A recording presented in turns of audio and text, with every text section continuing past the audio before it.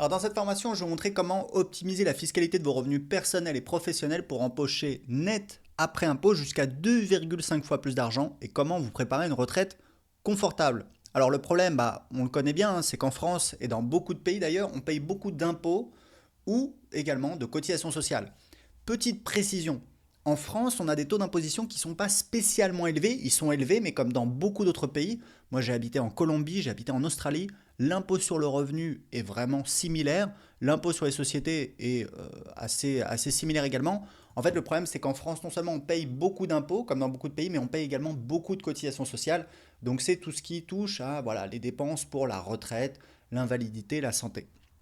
Si on prend l'exemple d'une SARL à l'impôt sur les sociétés en France, qui vend à des particuliers, moi ça a été mon cas, j'ai eu une SARL en France pendant 5 ans, on va dire que vous faites 100 000 euros de vente TTC et vous n'avez pas de charge. Voilà, vous avez juste votre ordinateur, votre connexion Internet, vous vendez votre savoir avec des produits d'information.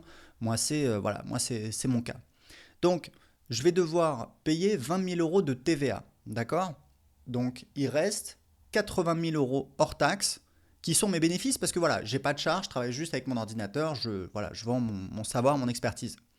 Donc, étant donné que j'ai une SARL à l'IS, je vais payer donc l'impôt sur les sociétés sur ces 80 000 euros de bénéfices. Il faut savoir que l'IS en France est de 15% sur la première tranche de 38 000 euros de bénéfices. Et ensuite, l'IS est de 33% sur tout ce qu'il y a au-dessus. Donc moi, j'ai 80 000 euros. Donc 80 000 euros moins 38 000 euros, il reste donc 42 000 euros qui est la tranche au-dessus. Ça fait donc 15% de 38 000 euros, ça fait 5 700 euros. 33% de 42 000 euros, ça fait 14 000 euros. Au final, je vais payer donc 19 700 euros d'impôt sur les sociétés. Donc, je déduis 80 000 euros, je déduis 19 700 euros, d'accord. Donc, ça me fait donc l'argent que je peux me distribuer en dividendes. Et ensuite, je vais devoir payer des cotisations sociales, des prélèvements sociaux, hein. Il y a la CSG, la CRDS qui sont des prélèvements obligatoires qui ont été mis en place pour rembourser le trou de la Sécu. C'était il y a 30 ans, donc c'était temporaire, ça l'est de moins en moins. Il y a l'impôt sur le revenu. Alors, il y a un abattement sur les dividendes, mais on va payer également de l'impôt sur le revenu. Au final, on va dire qu'on va payer la moitié en moyenne. Il restait 60 300 euros une fois qu'on a déduit l'impôt sur les sociétés des bénéfices. Donc, au final, on va toucher 30 000 euros net dans la poche après impôt.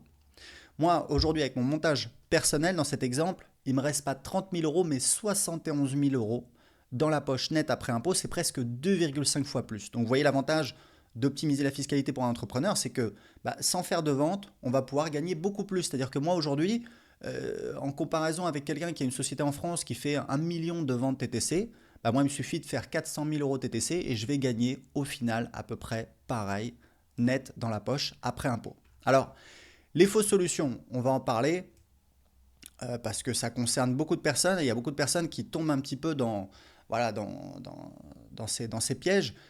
La première fausse solution, c'est de créer votre société à l'étranger tout en résidant en France. C'est pas interdit, c'est que vous allez vous faire redresser.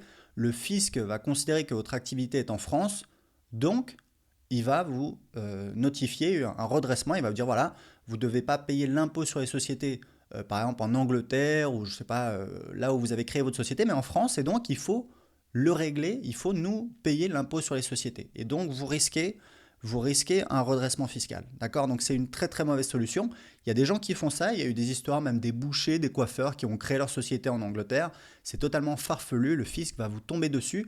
Surtout si vous habitez en France. Vous allez voir, on va en parler en détail dans cette formation. Si vous habitez en France, vous ne pouvez pas vraiment vous échapper. Donc on va voir un petit peu des moyens justement d'être un petit peu plus insaisissable, de vous protéger, de protéger votre patrimoine. Donc la deuxième fausse solution, alors ça c'est rigolo, c'est un truc qu'on lit souvent sur Internet, c'est de voyager et de passer moins de 6 mois dans chaque pays. Donc du coup, voilà, on paye l'impôt sur le revenu dans aucun pays. C'est absolument farfelu. J'ai demandé à deux avocats, voilà, deux avocats fiscalistes. Ils m'ont dit du fait de votre nationalité, par défaut, vous êtes redevable de l'impôt sur le revenu en France. C'est-à-dire que si un inspecteur des impôts vient et vous dit voilà, vous n'avez pas payé l'impôt sur le revenu en France, donc est-ce que je peux voir votre déclaration d'impôt sur le revenu dans le pays où vous êtes résident fiscal. Vous dites moi je voyageais, voilà, j'ai passé 3 mois à Dubaï, 3 mois machin, etc. Il va vous regarder voilà, il va vous faire les gros yeux, il va vous dire bon écoutez, par défaut, il faut payer l'impôt sur le revenu en France, vous ne pouvez pas. ne pas payer l'impôt sur le revenu nulle part. D'accord? Donc ça fonctionne absolument pas. Et de temps en temps, on lit sur Internet ce scénario, c'est absolument, voilà, c'est absolument farfelu. Alors après, vous pouvez le faire, ne pas vous faire prendre, mais c'est autre chose. D'accord? Troisième fausse solution, c'est d'avoir une résidence fictive. Par exemple, voilà, il y a des gens qui habitent à Malte, ils vont y passer voilà, 2-3 mois par an, et en fait, ils vont passer la plus grande partie de l'année en France. L'administration fiscale française peut considérer que vous êtes réellement imposable en France et vous redresser. Et on entend souvent parler de la règle voilà, des 183 jours où il suffit de résider 183 jours à l'étranger pour être résident fiscal là-bas. Le fisc français, en fait la règle, elle dit pas ça. La règle, elle dit que si vous passez 183 jours en France, vous êtes résident fiscal en France, mais elle ne dit pas que si vous passez 183 jours à l'étranger, vous êtes automatiquement résident fiscal à l'étranger. Ce qui peut se passer, c'est que le fisc français peut vous dire, voilà, bah écoutez, effectivement, vous avez passé, moi je ne sais pas, 200 jours à Malte ou n'importe où, mais bah voilà, vous avez toujours un logement en France, vous avez des factures, nous on a des soupçons, on considère en tout cas que bah, vous êtes en fait réellement, votre foyer économique réellement est en France et donc on va vous redresser. D'accord? Et ensuite, bah, il faut disputer la décision. Il y a plusieurs cours différents, donc je vous mettrai le lien. Il y a une page Wikipédia qui est très bien faite qui explique tout ça. En fait, il y a 4 critères successifs et il suffit qu'un seul de ces critères soit rempli pour que l'administration fiscale française considère que vous êtes résident fiscal en France. Et il y a plein de cas de jurisprudence. Donc attention, cette règle des 183 jours à l'étranger n'est absolument pas suffisante. D'accord?